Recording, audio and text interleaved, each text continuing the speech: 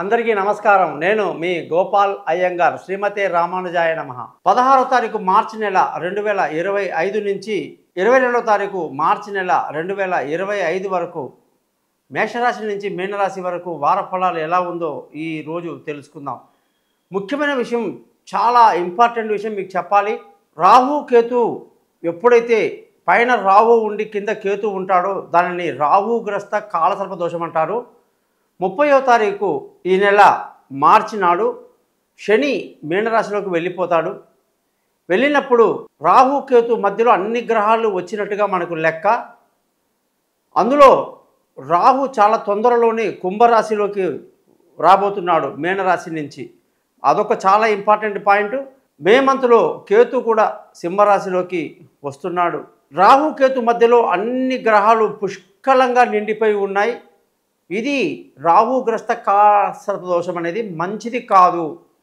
ఇది చాలా బ్యాడ్ సిమ్టమ్ని చూపిస్తుంది. ఎన్నో జాతకాలు మేము చూసినప్పుడు రాహుకేతు గ్రహాల మధ్య మిగతా గ్రహాలు ఉన్నప్పుడు దానిని ప్రమాదకరమైనదిగా, యుద్ధాలు జరిగేటువంటిదిగా, అరిష్టం అనేదిగా, సంక్షోభం లాంటిది అన్ని రంగాలలో, ఒక రాజకీయమే కాదు, పిల్లల చదువులో, ఉద్యోగాల్లో ఈ యొక్క ట్రంప్ గవర్నమెంట్ ఇప్పుడు చేస్తున్నటువంటి పనికి మాలినటువంటి అనేక పనులు, నేను నిన్ను కొడతాను ఒక దెబ్బ అంటే ఎదుటివాడు నేను నిన్ను రెండు కొడతాను అంటున్నాడు.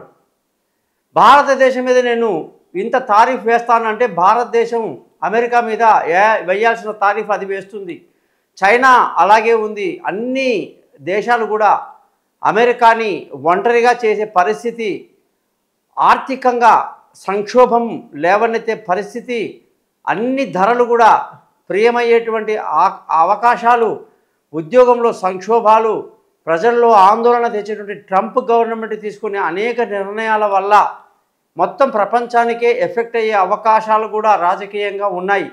ఆర్థిక ఇబ్బందులు, విద్యా అవకాశాల్లో దెబ్బలు, అనేక రకాలైనటువంటి పరిస్థితులు రాకుండా భగవంతుడు అందరినీ చల్లగా చూడాలి. ఇది రాహుకేతు మధ్యలో జరగబోయేటువంటి ఒక ప్రత్యేకమైనటువంటి విషయంగా మీకు ముందుగా తెలియజేస్తున్నాను.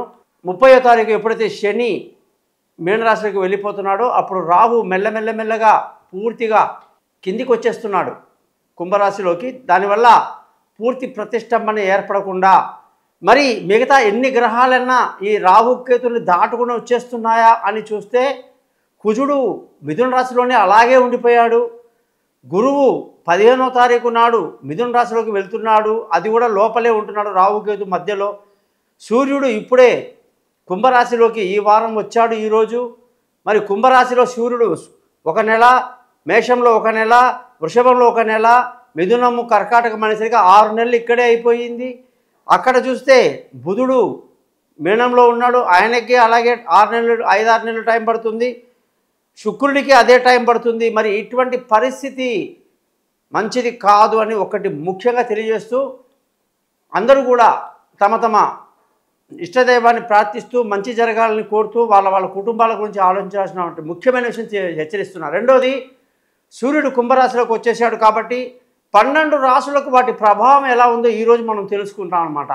కాబట్టి మీరందరూ కూడా ఈ ఛానల్ని సబ్స్క్రైబ్ చేయండి.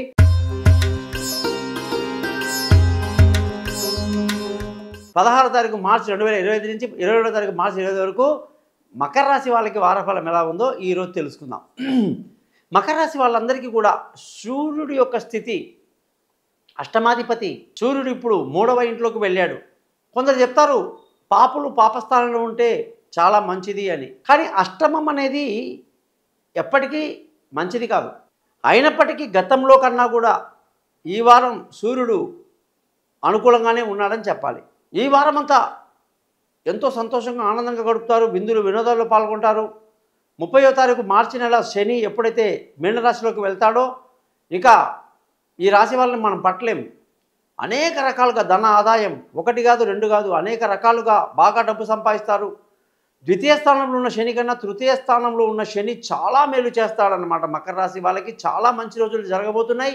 2.5 సంవత్సరాలు మీరు ఇంకా మీ టార్గెట్స్ అన్నీ కూడా పూర్తి చేసుకోవడానికి మంచి అనుకూలంగా ఉందని చెప్పాలి. ధన ఆదాయం బాగుంది, కుటుంబ సంతోషం బాగుంది, పిల్లల చదువులో మంచి గుర్తింపు, రాణింపు, శుభవార్తలు అందుకుంటారు. బంధువుల స్నేహితుల సహాయ సహకారాలు తక్కువగా ఉంది. మానసిక ధైర్యాన్ని బాగా కలిగి ముందుకు వెళ్ళాలి. విలువైన వస్తువులు, భూములు, ఇల్లు, వాహనాలు ఏదైనా సరే కొనటానికి మీ పేరు మీద అనుకూలంగా లేదు.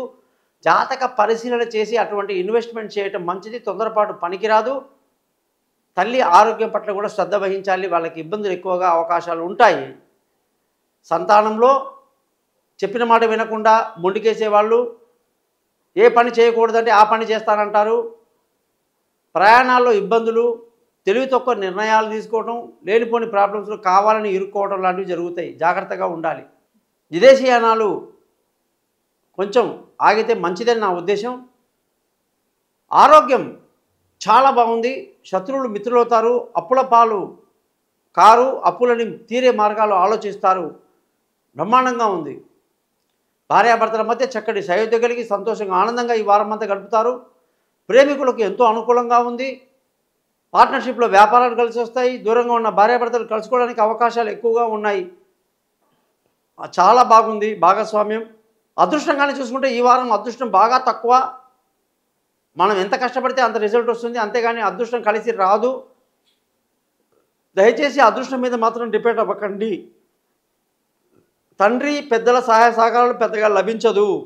వాళ్ళతో విరోధం పెట్టుకోవద్దు. ఉద్యోగంలో ఎంత కష్టపడితే అంత మంచిది. సమయానికి ఉద్యోగానికి వెళ్ళడం, సమయం ఒక గడిచింది కొంతసేపు ఉండి రావటం, లేనిపోని అనవసరమైనటువంటి పాలిటిక్స్లో తలపెట్టకుండా చేసుకున్న పని చేసుకుంటూ ఇంటికి రావడం చాలా మంచిది. ఉద్యోగంలో ఎటువంటి రిస్క్ ఇప్పుడు తీసుకోవద్దు. మార్పులకి చేర్పులకి ఇది సమయం కాదు. మకర రాశి వాళ్ళు కొంత ఓపిక పట్టాలి. అలాగే కొత్త ఉద్యోగంలో జాయిన్ అవ్వడానికి కూడా అనుకూలంగా లేదు. వ్యాపారంలో మాత్రం నష్టాలకి ఎక్కువ అవకాశాలు ఉన్నాయి. ఇప్పట్లో తొందరగా పడి కొత్త వ్యాపారంలోకి అడుగు పెట్టడం మంచిది కాదు. ఖర్చులు ఈ వారం బాగా అధికంగా ఉండే అవకాశాలు ఉన్నాయి. మంచి పనులకి ఖర్చు కూడా ఎక్కువ చేస్తారని కూడా చెప్పాలి మకర రాశి వాళ్ళకి.